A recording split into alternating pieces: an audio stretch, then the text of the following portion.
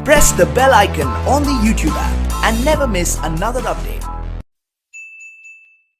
अस्सलाम वालेकुम दोस्तों, पाकिस्तान टीम की इस वक्त मजबूत पोजीशन है, लेकिन अगर बाबर आजम आउट ना होते तो शायद ये टेस्ट मैच पाकिस्तान टीम जीत सकता था। लेकिन अभी भी पाकिस्तान टीम के पास चांस है कि वो फॉलो ऑन से बच के ये टेस्ट मैच जीते।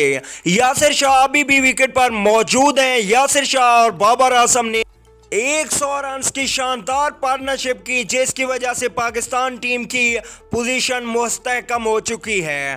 बाबर आजम ने 97 रन बनाए और वो आउट हो गए। उन्होंने अपनी इनिंग्स में टोटल 11 चौके लगाए, जबकि यासिर शाह अभी भी क्रीज पर मौजूद हैं और उन्होंने 66 रन बना रखे हैं। और इस वक्त यासिर शाह ने टोटल 8 चौके लगा रखे हैं। यासिर शाह और मोहम्मद अब्बास क्रीज पर मौजूद हैं। पहले सेशन में पाकिस्तान टीम ने 117 रन बनाए और ऑस्ट्रेलिया ने 2 विकेट हासिल की। आज के दिन में पाकिस्तान टीम का पहला दिन अच्छा नहीं रहा था। पाकिस्तान की 6 विकेट्स गिर चुकी थी। उसके बाद बाबर आजम और यासिर शाह के दरमियान 100 रन की शानदार पार्टनरशिप ने पाकिस्तान को एक मजबूत स्कोर तक खड़ा किया।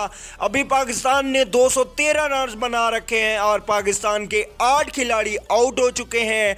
यासिर शाह ने 66 रन बना रखे हैं और उस वक्त क्रीज पर मौजूद हैं। इनके साथ मौजूद हैं मोहम्मद अब्बास, जिन्होंने 1 रन बना रखा है। अगर पाकिस्तान टीम मजीद 100 रन बना जाता है तो पाकिस्तान टीम फॉलो ऑन से बचकर इस टेस्ट मैच को जीत सकता है। अगर ऑस्ट्रेलिया दोबारा पाकिस्तान टीम को बैटिंग की दाद देगा तो दोस्तों आप लोगों ने कमेंट करके ज़रूर बताना है, क्या पाकिस्तान अभी भी ये टेस्ट मैच जीत सकता है या ऑस्ट्रेलिया जीत जाएगा। लेकिन बाबर आजम ने आज कमाल कर दिया। उन्होंने 97 रन की इनिंग्स खेली, जिसमें उन्होंने शानदार 11 चौके लगाए। बाबर आजम के लिए एक लाइक और बाबर आजम के लिए एक कमेंट ज़रूर करना है। बाबर आजम हमारे उभरते हुए टैलेंटेड खिलाड़ी हैं। अगली वीडियो तक के लिए इजाज़त दीजिए। आला निकेबान।